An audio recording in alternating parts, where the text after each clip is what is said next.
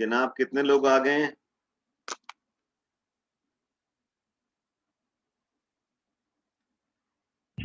Sir 8 लड़के आ गए sir. ये अभी बात कर रहे थे मुश्ताक साहब और अस्कानी साहब और फुरकान। मैं उन तीनों की बात का, तीनों अपनी अपनी जगह बिल्कुल सही बात कर रहे हैं। पहले मैं मुश्ताक की बात का जवाब दे दूं कि मुश्ताक साहब का ऑब्जर्वेशन बिल्कुल सही है कि जिस कल्चर में हम हैं, हम ओवरऑल एनवायरनमेंट की बात नहीं करते। उसकी वजह क्या है? वजह ये है कि एनवायरनमेंट पूरा का पूरा जो है किसी एक इंसान के इख्तियार में नहीं है। इस कुर्रे अर्ज पे जमीन के ऊपर 7 साढ़े 7 अरब इंसान रहते हैं। जो कुछ भी पॉल्यूशन फैला रहे हैं उनमें से कुछ मुल्क ज्यादा फैला रहे हैं, कुछ कम फैला रहे हैं। हमें अपने तौर पे यूजुअली जो हम रोल प्ले कर सकते हैं हमें करना चाहिए, हमें कम से कम पॉल्यूशन को करना चाहिए। तो मैं उनकी इस बात से इत्तेफाक करता हूँ कि हम भी पढ़ाते वक्त ये गलती करते हैं कि हमारी ज्यादातर कंसंट्रेशन जो होती है वो ऑक्यूपेशनल हेल्थ के ऊपर कम होती है, सेफ्टी पे ज्यादा होती है। इसलिए कि सेफ्टी कल्चर बचपन से, या जब हम इंजीनियरिंग पढ़ रहे होते हैं, या जब किसी भी फैक्ट्री में, कंपनी में हम जाते हैं, तो सेफ्टी सेफ्टी सेफ्टी करके आपके सबकॉन्शियस के अंदर वो डाल दिया जाता है, वो कर रहे होते हैं। फिर आप ऑक्यूपेशनल हेल्थ को सीखते हैं और एनवायरनमेंट आखिर में आता है। And he is very right कि एनवायरनमेंट के ऊपर हमारी तवज्जो उतनी नहीं है जितनी कि हमारी होनी चाहिए। दूसरी बात असकानी साहब ने ये कही कि बाईपास करते हैं मालकान, छोटी फैक्ट्री वाले। ये छोटी फैक्ट्री वाले हो या बड़ी फैक्ट्री वाले हो, देखिए बड़ी कंपनियां जो होती हैं वो मजबूर होती हैं अपने बोर्ड ऑफ डायरेक्टर, उनके जो बाद ऐसे होता है जिस कंपनी के लिए काम करते हैं, मैं बता दूं, वो जब बन रही थी तो उसके अंदर फॉरेन बैंकों का लोन भी इन्वॉल्व था। जब फॉरेन बैंक आपको लोन देता है उनकी सर्टेन कंडीशन होती है कि आप ये कंडीशन अगर इम्प्लीमेंट करोगे तो हम आपको लोन देंगे। तो उनकी वजह से भी आपको बहुत सारी चीजें अपने कल्चर के अंदर, अपनी कंपनी के अंदर आपको इम्प्लीमेंट करनी है, वो हो जाती है। फुरकान ने जो तीसरी बात की, वो फुरकान भी अपनी जगह बिल्कुल 100% सही बात कर रहे हैं कि देखिए किसी भी शख्स को आप समझ नहीं सकते जब तक कि आप उसकी जॉब पे खड़े होकर उसका काम ना करें 8 घंटे, आपको नहीं पता चलेगा कि वो सेफ्टी वायलेशन क्यों कर रहा है। ये तो इन्होंने बात की है ना इसकी, गारमेंट इंडस्ट्री की, जहाँ केमिकल्स का इस्तेमाल होता है, स्प्रे होता है, उसके अंदर एक सांस नहीं आती मास्क। आप आजकल के हालात में देख लें, कोरोना की वजह से कितना मास्क मास्क मास्क की बात हो रही होती है। मैं खुद पर्सनली फील करता हूँ कि ये जो फाइबर के जो मास्क 4-5 रुपए के आजकल मिल रहे हैं, इनमें एक इशू है, बड़ा सीरियस इशू है। मुझ जैसा आदमी जो चश्मा लगाता हो, अगर मैं मास्क लगा के जब सांस लेता हूँ मेरे ग्लासेस स्टीम हो जाते हैं और मुझे बार बार अपने ग्लासेस उतार के साफ करने पड़ रहे होते हैं। या कभी कभी मुझे महसूस होता है कि मैं पूरा सांस नहीं ले पा रहा हूँ, तो मैं मास्क नीचे करके एक आध सेकंड के लिए, 2 सेकंड के लिए 2-3 लंबी सांसें लेता हूँ, क्योंकि मुझे एहसास है इस चीज का कि मेरी एज भी है। मैं ज्यादा हाई रिस्क एक आदमी हूँ, तो मैं उसकी एहतियात कर लेता हूँ। लेकिन आम बच्चा, आम इंसान, उसको ये बात समझाना बड़ा मुश्किल होता है, आपको बार बार कहना पड़ता है। तो हम तीनों चारों जो हम बात कर रहे हैं ना, आप तीनों ने जो बात की और मैं जो आपको बात कह रहा हूँ, हम बात एक ही कर रहे हैं। हम सबके दिल में एक ही ख्वाहिश है ना कि ये दुनिया एक बेहतर दुनिया हो जाए, ये माशरा एक बेहतर माशरा हो जाए, ये माशरा एक ऐसा माशरा हो जाए जहाँ के बच्चियों की इज्जत हो, जहाँ पे लोग एक दूसरे के साथ कोई मतलब लूट मार ना हो, ये ना हो। मैं आपको बताऊं, 1994 के अंदर मैं एक ट्रेनिंग करने के लिए चाइना गया। अब आप कह लीजिए कि उस वक्त चाइना इतना ओपन नहीं था। ये बात कर रहा हूँ 25-26 साल पुरानी बात कर रहा हूँ। जिस होटल में मैं ठहरा हुआ था, हमें दूसरे शहर जाना था, 3 दिन के लिए हम ठहरे थे बीजिंग के अंदर। बीजिंग से थोड़ा बाहर वो होटल था, तो रात को मुझे नींद नहीं आ रही थी। मैं रात को 11:30 बजे निकला और होटल से बाहर निकल के मैंने ऐसे ही चलना शुरू कर दिया डायरेक्शन देखते हुए, क्योंकि साइंस वगैरह सब चाइनीज के अंदर थे। मैं शौक में आ गया, मैंने देखा 13-14 साल की दो बच्चियां बड़े आराम से साइकिल के ऊपर चलती हुई चली जा रही हैं। अब आप सोचिए जरा, आप पाकिस्तान के अंदर हो, आप जहाँ सुबह से शाम तक आपको दीन का, मजहब का भाषण दिया जा रहा हो कि दीन ये बताता है, मजहब ये बताता है, दीन ये बताता है, मजहब ये बताता है, और अपने आप किस्से कहानियां अजदाद की आप सुनते रहे हो क्या क्या होता है। लेकिन आप ईमानदारी से अपने सीनों पे हाथ रख के कहिए, यहाँ दो बच्चियां भी हमारी क्लास के अंदर हैं, क्या पाकिस्तान के क्या शहर, शायद गाँव में तो फिर भी थोड़ी बहुत इज़्ज़त हो, क्या कोई ऐसा शहर है जहाँ रात के 11:30 बजे 2 बच्चियाँ 13-14 साल की सड़क के ऊपर साइकिल चलाती हुई जा रही हों और आराम से अपने घर पहुँच जाएँ, जो भी उनकी मंज़िल है पहुँच जाएँ? ये मुमकिन नहीं है। ये माशरे जो है ना अपने आप को इवॉल्व करते हैं, अपने आप को डेवलप करते हैं, जिसके अंदर ये चीज़ें होती हैं। अच्छा, यही चीज़ मैंने देखी, जॉर्डन मुझे जाने का इत्तेफ़ाक हुआ, 2010 की बात बता रहा हूँ। आपका कभी जब तक आप किसी मुल्क में जाए ना, आपको वहाँ के कल्चर का पता नहीं चलता। जब मैं जॉर्डन गया पहली दफ़ा तो मुझे अंदाज़ा हुआ कि जॉर्डन का कल्चर तो ऐसा है कि जैसे कि कोई यूरोप के अंदर आप आ गए, अम्मान शहर जो उनका ऐसा है कि जो ख़वातीन के ड्रेस और वो, और फिर जब वहाँ पे हम डेड सी गए हैं वहाँ पे देखने के लिए, तो वहाँ पे जो मैंने देखा कि वहाँ पे जो लोकल जो ख़वातीन हैं, वो अपना बिकनीज़ के अंदर स्विमिंग कर रही हैं और मतलब ऐसा कल्चर था। वहाँ पे भी मैंने ये देखा कि नाइट क्लब से लड़कियाँ ग्रुप के अंदर निकल रही हैं, जा रही हैं रात के 12-1 बजे सड़क पे जा रही हैं, कोई किसी को अगवा नहीं करता, कोई किसी की लाश नहीं मिलती। मतलब वो भी तो इंसान है ना, लेकिन उन्होंने एक कल्चर डेवलप किया, एक अपनी सब चीज़ें कर ली हैं। तो भाई ये तो एक मुसलसल जद्दोजहद का नाम है, ज़िंदगी एक मुसलसल जद्दोजहद का नाम है। हम अपने-अपने हिस्से में जो काम कर जाएँगे, वो ही एक याद रखा जाएगा। और सबसे बड़ी बात ये है कि देखिए, आपने अपनी कब्र में लेटना है, मैंने अपनी कब्र में लेटना है। तो जब ये तो हमारा रोज़े आखिरत पे हमारा ईमान है ना, जब हमसे पूछा जाएगा कि आपने क्या किया, तो बात ये है कि मैं ज़ीशान अंसारी के मामलात की जवाबदेही नहीं कर सकता, या मैं एहसन खटक के मामलात की नहीं कर सकता। जो मैंने इस दुनिया में रहते हुए किया है, जो मुझे ऊपर जो ज़िम्मेदारी थी, आप देखें ना बहैसियत एक बाप के, मेरी ज़िम्मेदारी कि अपने बच्चों को अच्छी तालीम दूँ, उनकी सेहत का ख़्याल रखूँ, उन्हें एक अच्छा इंसान बनाऊँ, उनको दीन की तालीम भी दूँ, उनको दुनियावी तालीम भी दूँ। ये मेरा फ़र्ज़ है, कलाम पाक उनको पढ़ना सिखाऊँ, खुद पढ़ाऊँ, नहीं तो पढ़ना सिखाऊँ और उनको कहता रहूँ कि भई पढ़ते रहो, नमाज़ पढ़ते रहो, ये मेरा काम है, ठीक है? दुनियावी तालीम जितनी वो लेना चाहते हैं, जो भी उसके लिए मुझे वसाइल का बंदोबस्त करना पड़े, मैं उनको करके दूँ। अपनी तरफ से मैं पूरी कोशिश करूँ उनको अच्छा इंसान, अच्छा मुसलमान बनाने की। अच्छा इंसान होगा, तो अच्छा मुसलमान बनेगा, जो अच्छा इंसान नहीं, वो अच्छा मुसलमान कभी हो नहीं सकता। ये मेरे अपने ज़ाती ख़यालात हैं, आप इससे मुत्तफ़िक़ हो ना हो, क्योंकि यहाँ पे बड़े इश्यूज़ आ जाते हैं। फ़ौरन ही ब्लास्फ़ेमी का फ़तवा लग जाता है, लेकिन ये अपने ज़ाती ख़यालात आपको। लेकिन एहसन खटक जो ज़िंदगी में कर रहे हैं ना, अल्लाह ताला रोज़े हशर या फ़रिश्ते जब मेरा हिसाब करेंगे, मुझसे ये नहीं पूछ सकते कि जनाब आप उस फैक्ट्री में काम करते थे, भाई मैं काम नहीं करता था। वो कोयले वाला काम एहसन खटक करता था, अगर उसने सही काम नहीं किया, 4 बंदे एकलंग होके मर गए, तो एहसन ज़िम्मेदार है, मैं ज़िम्मेदार नहीं उस बात का। ये नहीं कि एहसन ज़िम्मे मैं एक मिसाल के तौर पे ये बात, या अगर आप किसी स्टील फैक्ट्री में काम कर रहे हैं, वहाँ पे लोगों का आपने ख़्याल नहीं रखा, उनको एस्बेस्टोस के सूट प्रोवाइड नहीं किए, हीट से उनके गुर्दे खराब हो गए, तो ये ज़िम्मेदारी मेरी नहीं है।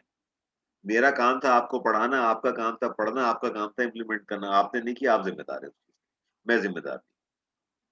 तो ये चीज़ें हैं भाई, ये डिबेट्स हैं, इस पे हम सारी उम्र भी लगे रहेंगे, हम किसी नतीजे में नहीं पहुँच सकते। पर्पज़ जो है इस प्रेज़ेंटेशन का और आपको बताने का ये है कि आप सब अपनी-अपनी कंपनियों में एचएससी के लीड हैं।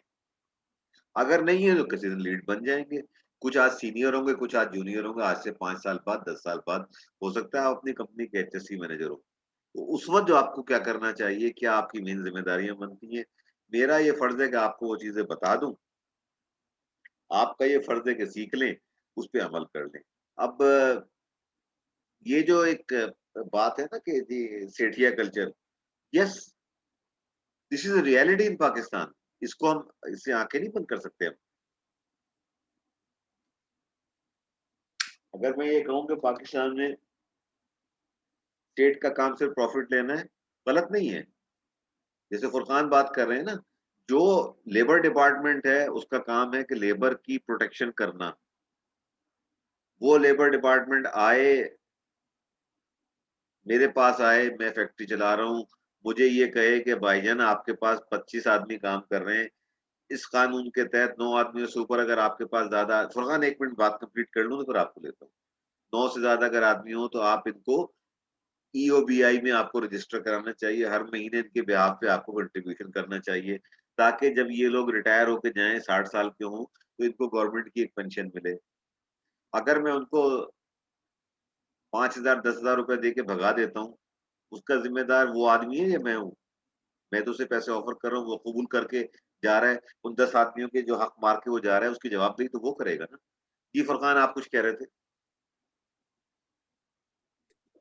सर मैं एक्चुअली जो उस वक्त भी बात कर रहा था, वो कर रहा था जो एचएससी डिपार्टमेंट के जो लोग होते हैं, जो एचएससी ऑफिसर या एचएससी लीड होते हैं, उनकी भी जो है काफ़ी नेग्लिजेंस है हमारे कल्चर के अंदर।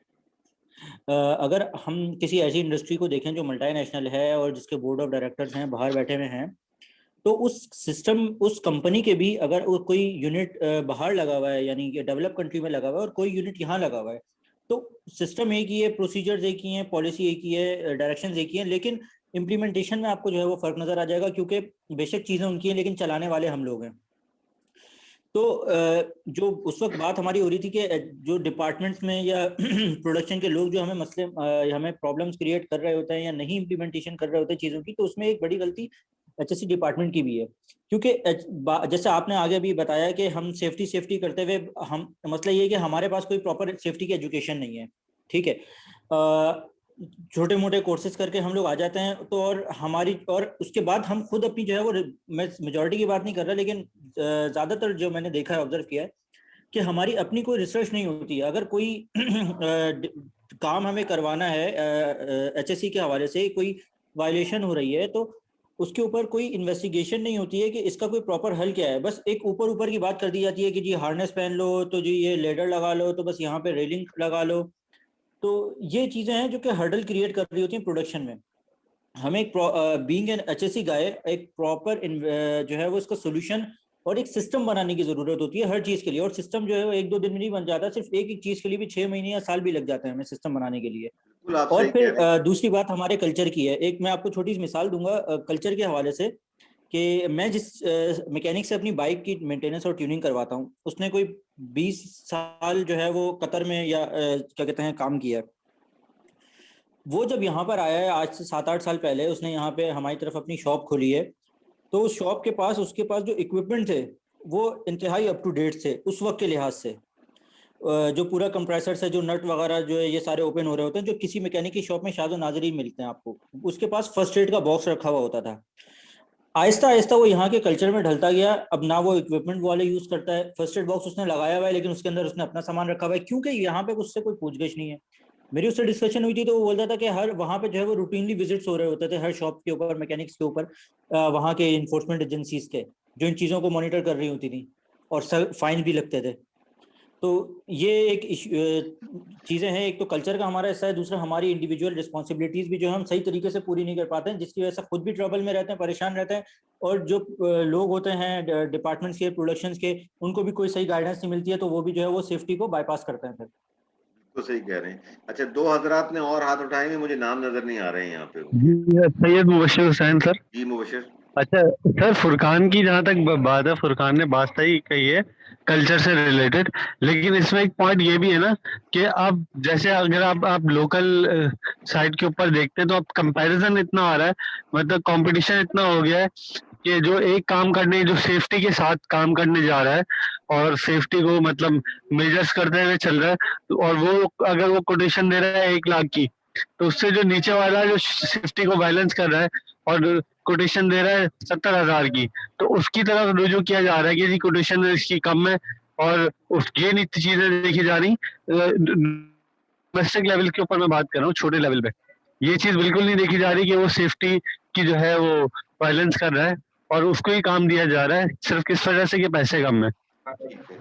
और दूसरा किसने हाथ उठाया था जनाब?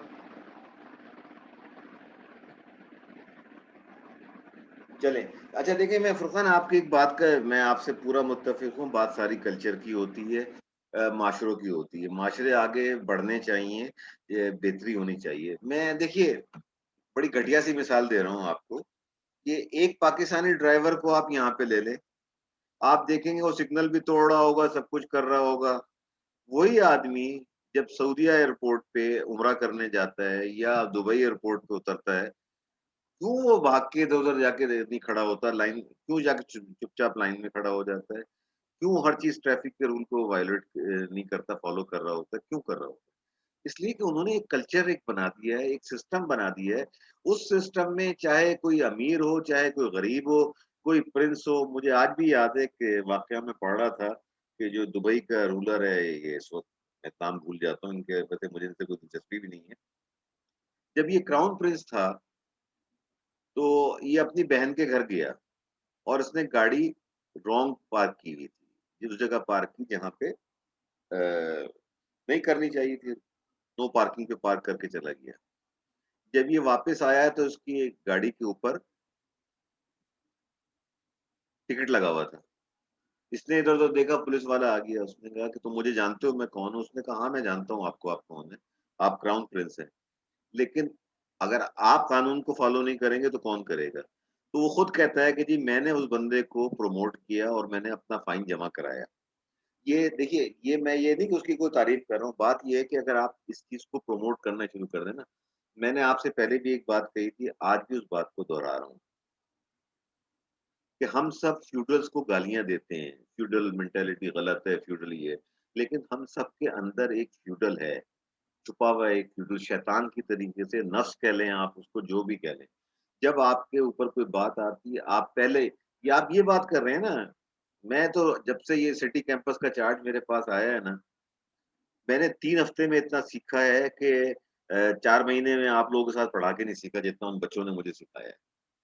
कि लाइब्रेरी के अंदर अगर कुछ शोर हो रहा है, मैं गया हूँ और मैंने उनसे कहा है कि भई लाइब्रेरी पढ़ने की जगह है, कॉमन रूम नहीं है, कैंटीन ऊपर है, ऊपर जाके बैठो करो। तो आगे से एक लड़का मुझे कहता है, "आपको पता है मेरा बाप कौन है?"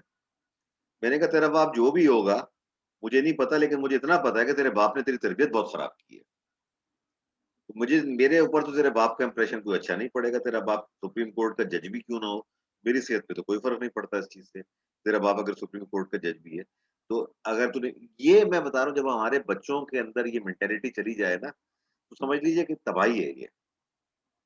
मैं ये चीज़ देख रहा हूँ। अब आपने ये बात की है ना कि एक इंसान क्या कर सकता है। सिटी कैंपस का मेरे पास चार्ज आया, मैंने जो साथी था मेरा उसको लिया, 7th फ्लोर से नीचे तक हम आए।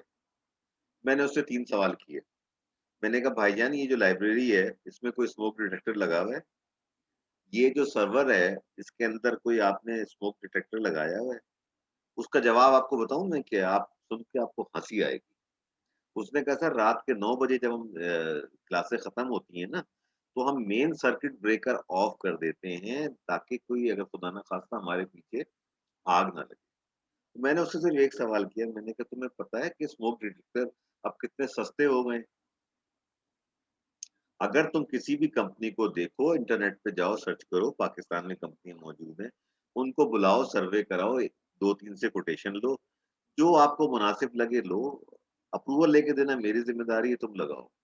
फिर मैंने 4 सेफ वहाँ पे देखा, फर्स्ट एड बॉक्सेस थे, उनको जब मैंने खोल के देखा, आप यकीन करेंगे कि उसमें हर वो चीज़ थी जो कि सेफ्टी बॉक्स में नहीं होनी चाहिए। फर्स्ट एड बॉक्स में जो चीज़ नहीं होनी चाहिए, वो मौजूद थी और जो होनी चाहिए, जो आपने बात की ना अभी फुरकान के जो सिर्फ फर्स्ट एड बॉक्स था, उसके अंदर उसके टूल पड़े हुए थे। That is what I have observed in city campus of Hamdard university. और कितना खर्चा हुआ है आप यकीन करें 4 सेफ्टी फर्स्ट एड बॉक्सेस को सही कराने में कुल 7,500 रुपए का सामान मँगा के मैंने उनको किया और मतलब एडवर्टाइज़ किया कि जी एक ये नीचे सिक्योरिटी गार्ड के पास रखा हुआ है, एक एडमिशन ऑफिस में रखा हुआ है, एक लाइब्रेरी में रखा हुआ है, एक जो है मतलब इस तरीके से रख के उनकी चीज़ें उसके अंदर रखवा दी जो जो होनी चाहिए। अब नेक्स्ट स्टेप जो मैंने लिया है कि जो हमारे ज़ाहिर है कि हमदर्द का एक ताज मेडिकल कॉम्प्लेक्स जो हॉस्पिटल है इसमें हमारी एक अब मैं लोगों को 2-2 करके वहाँ भेज रहा हूँ फर्स्ट एड ट्रेनिंग के लिए कि जाएँ और 2-3 घंटे 4 घंटे की फर्स्ट एड ट्रेनिंग प्रॉपर उनकी हो जाए कि किसी को अगर चोट लगी है बैंडेड लगा देना तो कोई काम नहीं है ना अगर हो गया। लेकिन एक प्रॉपर खुदा ना खास्ता किसी को चोट लग गई है बट जो हमने अपने फर्स्ट एड के अंदर देखी जो चीज़ें, ये मैं उनके साथ काम कर रहा हूँ। बात ये है कि हमें अपना काम वही बात जो मैंने आपसे पहले कही है ना, मैं बार दोहरा रहा हूँ। कि अपना काम हमें करते रहना चाहिए और ये जो आप बात कर रहे हैं ना, मैं आज एप्रिशिएट करता हूँ उस ग्रुप को जिसने पीपीईज़ पे प्रेज़ेंटेशन की थी। एक साहब ने मुझे नाम याद नहीं रहते, क्योंकि शक्लें मेरे ज़हन में नहीं है। आप लोग ज़ाहिर है कि एक आवाज़ है मेरे लिए, अगर आवाज़ के साथ तस्वीर भी होती तो याद रहता है। उसने एक बात कही थी और वो बात मेरे दिमाग में जाके बैठी है कि PPE is the last defence. यानी हम ये समझते हैं कि पीपी दे के हमने डिफेंस कर लिया, नहीं। हमें पीपी तो एक लास्ट लाइन ऑफ डिफेंस है आपकी। पहले तो आपको जितने सारे हैज़र्ड्स हैं उनको एलिमिनेट करना है उस जगह से, ताकि आप कर सकें।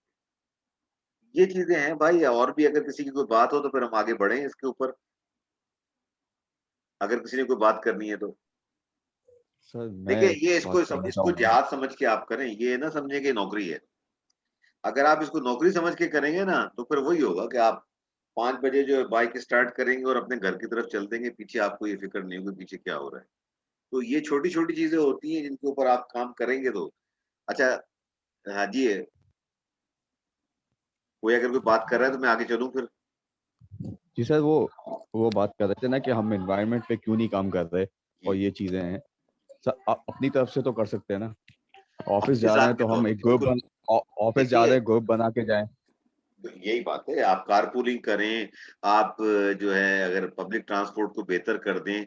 एक बस के अंदर अगर 60 आदमी सफ़र कर रहे हैं, नेचुरली एक बस का जो लोड होगा वो 60 पे डिवाइड हो जाएगा ना। जितनी पॉल्यूशन एक बस कर रही है, जो कार्बन डाइऑक्साइड या जो भी ग्लोबल वार्मिंग की तरफ जो उसका कंट्रीब्यूशन है, और 60 आदमी 60 गाड़ियों में जाएँगे तो क्या होगा, 60 आदमी 60 मोटरसाइकिल पे जाएँगे तो क्या होगा? तो ये फिर अगेन वही कलेक्टिव बात आ जाती है ना। पब्लिक ट्रांसपोर्ट सिस्टम पे दुनिया क्यों काम कर रही है, उसका लोड क्या होता है? तो सर ठीक है ना? तो एक लेकिन और ये चीज़। कि आप अपने एरिया में जब भी कोई ट्रेनिंग करें ना, जैसे हम बात कर रहे थे कि उसके लेवल पे आके आप ट्रेनिंग प्रोग्राम बनाएँ। कभी कहीं से कोई नकल करके कोई चीज़ें छाप के ना उसको ना बताएँ।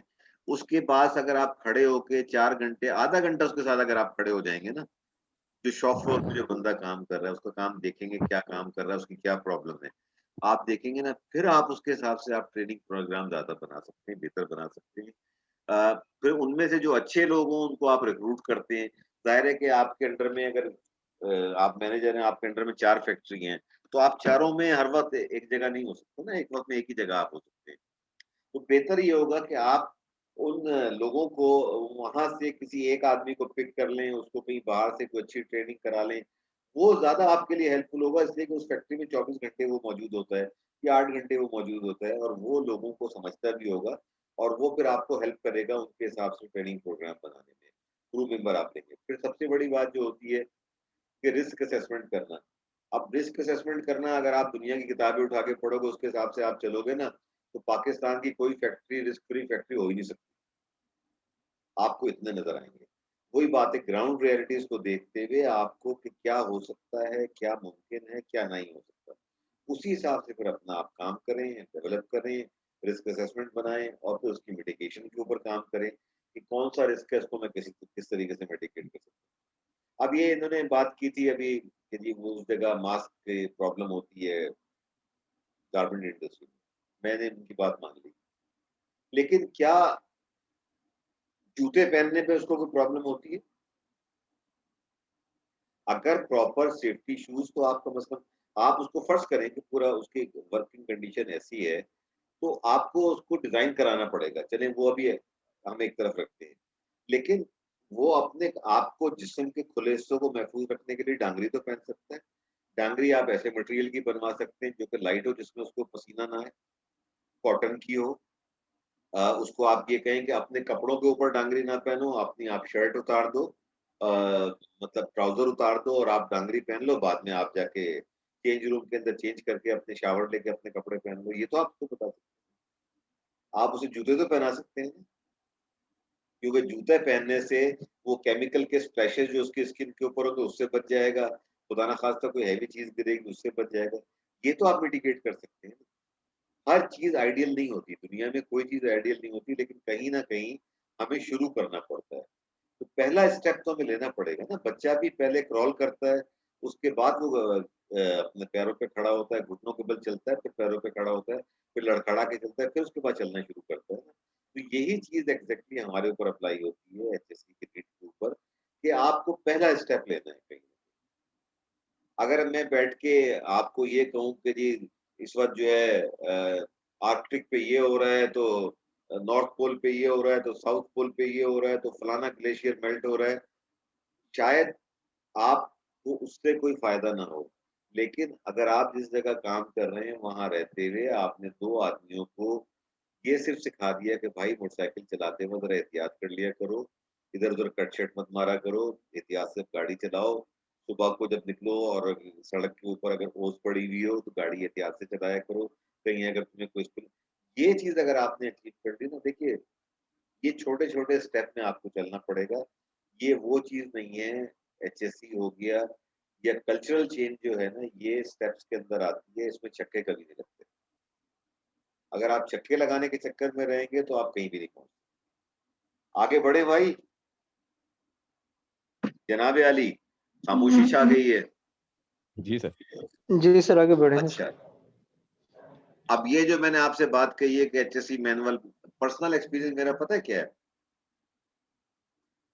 पाकिस्तान में 70% मैनुअल जो मैंने देखे हैं ना एचएससी के, वो या तो एक्सॉन के निकल के आए हैं, या शेल से निकल के आए हैं, या बीपी से निकल के आए हैं।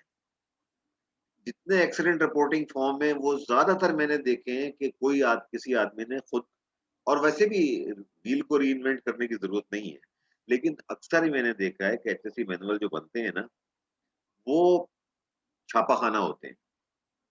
उसके अंदर रियल यानी जो जिस जिस जगह पे आप काम कर रहे हैं उससे मिलता जुलता जो है ना, वो चीज जो है खुद बैठ के वहां के हालात को देखे हुए उसमें अंदर नहीं लिखी जाती है, अक्सर छापे खाने में चलते होते हैं। तो अगर आप छापा भी मारें तो वो पोर्शन जो कि आपके काम से रिलेटेड हो ना, उसको रियल देखते हुए उसको एडिट करें और उसको हिसाब से बनाएं। एक्सीडेंट इंसिडेंट रिपोर्टिंग फॉर्म ये स्टैंडर्ड होते हैं, आप किसी भी वेबसाइट पे जाएंगे आपको मिल जाएंगे, उसके अंदर लिखना होता है, खाने बने होते हैं जो आपको भरना पड़ता है कि जी वहाँ पे प्रॉपर लाइटिंग थी नहीं थी, इस वक्त ये हुआ तो क्या था, वो सारी कंडीशन उसमें होती है। इसी तरीके से नियर मिस रिपोर्टिंग फॉर्म्स होते हैं लेकिन नियर मिस रिपोर्टिंग फॉर्म कभी एचएससी वाला नहीं पढ़ता, वो आदमी पढ़ता है जो हादसे से बचा होता है।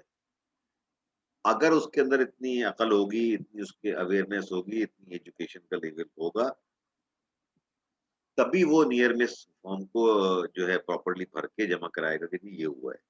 ठीक है ना? और ट्रेनिंग ट्रेनिंग ट्रेनिंग, जितनी आप ट्रेनिंग कराएंगे ना लोगों को, उतना ही आपके लिए बेहतर होता है। वो फिर उनके अंदर एक सबकॉन्शियस के अंदर वो चीज आ जाती है कि जैसे आप शायद आपसे मैंने जिक्र भी किया था कि आप किसी यूरोपियन मुल्क में जाके देख लें, कोई आपके जहन में तस्वीर होगा कोई आदमी सीट बेल्ट के बगैर गाड़ी चलाएगा? नहीं है ना? बचपन से उनको ये चीज ट्रेनिंग दी जाती है कि जी गाड़ी में बैठना है तो सीट बेल्ट लगा के बैठना है।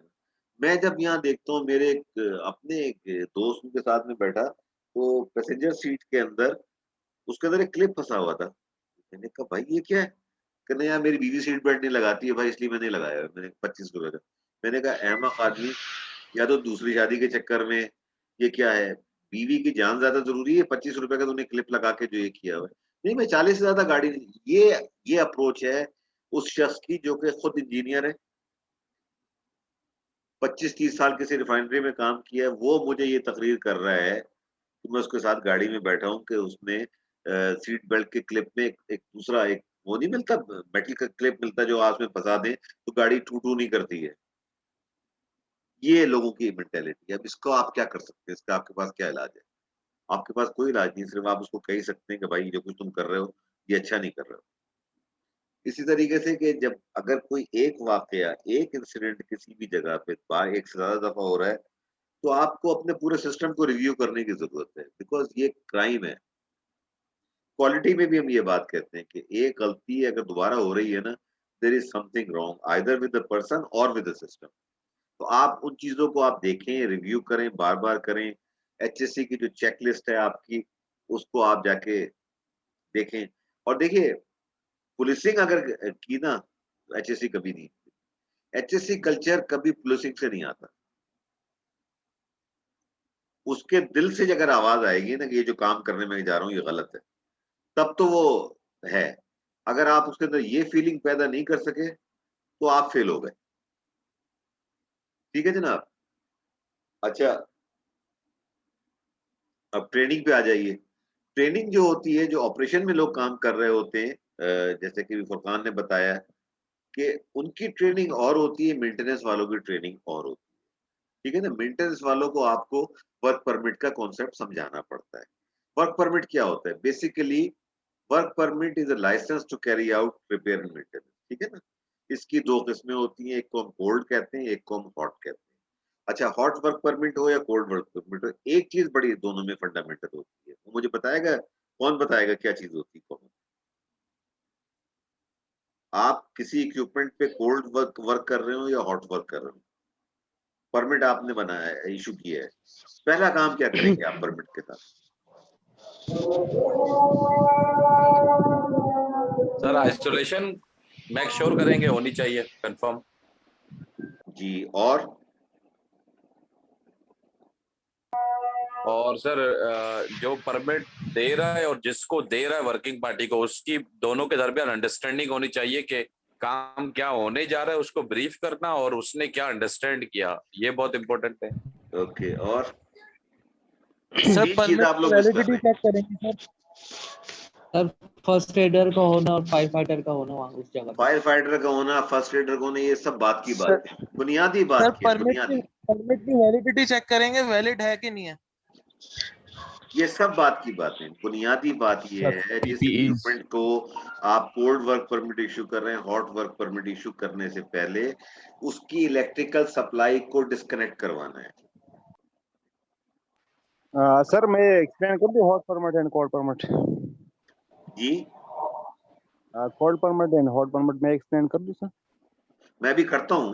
पहला है, चाहे आप कोल्ड वर्क करें या हॉट वर्क करें, पहला काम ये है, जिस इक्विपमेंट पे आप काम कर रहे हैं, अगर उसमें कोई इलेक्ट्रिकल सप्लाई आ रही है, आप मेन स्टेशन जहां से सप्लाई आ रही होगी, ये वर्क परमिट इशू करने वाले की जिम्मेदारी है कि वहां जाके उसको ऑफ कराएगा, उसके ऊपर एक टैग लगाएगा, साइन करेगा कि जब मैंने ये इक्विपमेंट ऑफ कराया, जब तक मेरा लिखा हुआ ना आए, इस इक्विपमेंट को कोई आदमी ऑन नहीं कर सकता। अगर आप जैसे ये बड़ी फैक्ट्रियों में आपने देखा होगा, सबस्टेशन बने हुए होते हैं ना, जहां से मुख्तलिफ सेक्शंस की सप्लाई जारी होती है। अब एक सेक्शन में आपने रिपेयर करनी है, आपने उसको शट डाउन लिया है, उस शट डाउन लेने का बुनियादी जिम्मेदारी ये है कि उसकी पहले बिजली काटनी है, कि ताकि गलती से भी अगर कोई बटन दबा भी दे तो कोई नुकसान ना हो। पहला काम होता है उसकी इलेक्ट्रिकल सप्लाईज को ऑफ करवाना, वहां पे एक डिस्प्ले करना, डिस्प्ले करना कि जी ये वर्क परमिट फलाने आदमी ने इशू किया है, ये इक्विपमेंट उसने ऑफ किया, जब तक कि उसकी रिटन परमिशन ना आए कोई भी इलेक्ट्रिकल का आदमी इसको ऑन नहीं करेगा। ये पहला काम होता है। अच्छा, अब आ जाइए कोल्ड वर्क परमिट क्या होता है और हॉट क्या होता है। इंजीनियरिंग की इस्तेलाह में हॉट वर्क उसको कहते हैं कि जहां पे वेल्डिंग इन्वॉल्व हो, जहां पे आप किसी चीज को काट रहे हो, कोई चीज खोल रहे हो। कोल्ड वर्क ये होता है कि आप मिसाल के तौर पे कोई एक इक्विपमेंट है, उसके आपने नट खोले, बोल्ट खोले, चार नट थे तो उसमें से कुछ डैमेज थे, आपने खोल के नए लगाए, गैस्केट चेंज की, उसको दोबारा बंद कर दिया आपने, जिसके अंदर आपने कोई वेल्डिंग नहीं की, कोई हीट इन्वॉल्व नहीं हुई, कोई चीज नहीं। ये जो आप बात कर रहे हैं ना, फायर फाइटर का होना, फायर एक्सटिंग्विशर का वहां पे रखना, ये सारी चीजें होना, ये हॉट वर्क के साथ है। Cold work permit, cold work के अंदर, कोल्ड वर्क का नाम ही ये बता रहा है आपको कि यहाँ पे कोई काम ऐसा नहीं हो रहा कि जिससे आग लगने का खतरा हो। अंडरस्टूड? कोल्ड में और हॉट में बुनियादी फर्क ये है कि कोल्ड वर्क के अंदर कोई चीज वेल्डिंग, कटिंग, कोई नई चीज नहीं। आप इस मिसाल के तौर पे आप एक पाइपलाइन है, ठीक है ना, पाइपलाइन में एक पीस है, एक पीस आपको पता है कि जी इसके अंदर एक सुराख हो गया, आपने फिल वक्त तो उसको बंद करके आपने क्लैंप लगाए, काम चला लिया। अब जैसे ही आपको टाइम मिला आप उसको रिप्लेस करना है, तो आप क्या करते हैं, उस पाइपलाइन को खाली किया आपने, उसको पीछे से आपने, डायरेक्ट कोल्ड वर्क है, उसका वर्क परमिट लिया, पाइप आपने अरेंज करके रखा हुआ है, नट बोल्ट मौजूद है, क्रेन मौजूद है, आपने जो पुराने वाला जो पीस है उसके नट बोल्ट खोले, या अगर आपने देखा खोलने में ज्यादा टाइम लग रहा है तो बाज औकात आप कोल्ड वर्क कर रहे होते हैं लेकिन साथ में हॉट भी कर रहे होते हैं, कि आप वो जो नट बोल्ट अगर क्रोजन से जम जाते हैं ना, तो आप जल्दी के अंदर उसको गैस वेल्डिंग से काट के निकालते हैं, और सारे आपने फेंके और उसके बाद नए पाइप को लगाया और नए आपने कोल्ड करके और उसको स्पैनर, अब तो इलेक्ट्रिकल वो आ गए हैं, न्यूमेटिक आ गए हैं, उनसे आपने उसको टाइट किया और 2 घंटे में 3 घंटे में आपने पूरा पीस बदल दिया और सारी पहले से तैयारी करके रखी है। ठीक है? अच्छा, हॉट वर्क परमिट भी बिल्कुल इसी तरीके से होता है। हॉट वर्क परमिट पे लिखा जाता है कि ये काम होना है, जैसे बताया ना कि नेचर क्या है, कितनी देर का काम है, अप्रोक्सीमेट टाइम लिखा जाता है कि अप्रोक्सीमेटली 4 घंटे का काम हम एस्टिमेट कर रहे हैं, 6 भी हो सकते हैं। इसकी सेफ्टी प्रिकॉशन के लिए क्या है कि जी फायर फाइटर का बंदोबस्त करना, अगर कोई बड़ा काम है, ट्रॉली माउंटेड आपने रखना है वहाँ पे, छोटे वाले एक्सटिंग्विशर रखने हैं। लोगों के जो कर रहे हैं उनको आपने देखना है कि अगर वेल्डिंग करने जा रहे हैं तो इनके पास वेल्डिंग ग्लासेस मौजूद हैं या नहीं। ये सारा वर्क परमिट करने वाला पहले चेक करता है कि जो काम करने जा रही है मेंटेनेंस की टीम, उसके पास ये सारे प्रीरेक्विजिट्स पूरे हैं ये, ठीक है। जब आप अगर आप अचानक पहुंचे किसी जगह पे और आपने जाके पूछा कि जरा बताओ कितने वर्क परमिट इशू हुए हैं, तो आप वो वर्क परमिट देख के जिन साइट्स पे काम हो रहा है उनको आप विजिट करें, देखें कि वो सारे प्री रिक्विजिट्स पूरे किए गए। और जब काम खत्म हो जाने के बाद वर्क परमिट बाकायदा जिस तरीके से इशू होता है उसी तरीके से दोबारा उसकी री एंट्री होती है, उसको दोबारा एंटर करते हैं। एंटर करने के बाद लॉग बुक में लिखा जाता है, फिर वो जिसने इश्यू किया होता है वो जाके इलेक्ट्रिकल वाले की लॉग बुक में लिखता है और वो जाके वहां से टैग उतरवाता है अपने सामने और उसके बाद उसकी सप्लाई ऑन करवाता है। तो ये इसकी सारी चीजें थी। अच्छा, अभी मेरे पास 2 मिनट रह गए हैं, अगर कोई सवाल है तो आप कर लें, क्योंकि उसके बाद मैं ब्रेक करूंगा नमाज के लिए। ये वैसे भी जूम का टाइम भी खत्म हो रहा है और फिर हम कंटिन्यू करेंगे 20 मिनट के बाद। अगर आपका कोई सवाल है तो मुझे बता दें, वरना मैं आगे चलूँ। ओके, मैं यहाँ पे रोक रहा हूँ, इस वक्त 8:20 हुए हैं। हम 20 मिनट के बाद मिलते हैं। हाँ।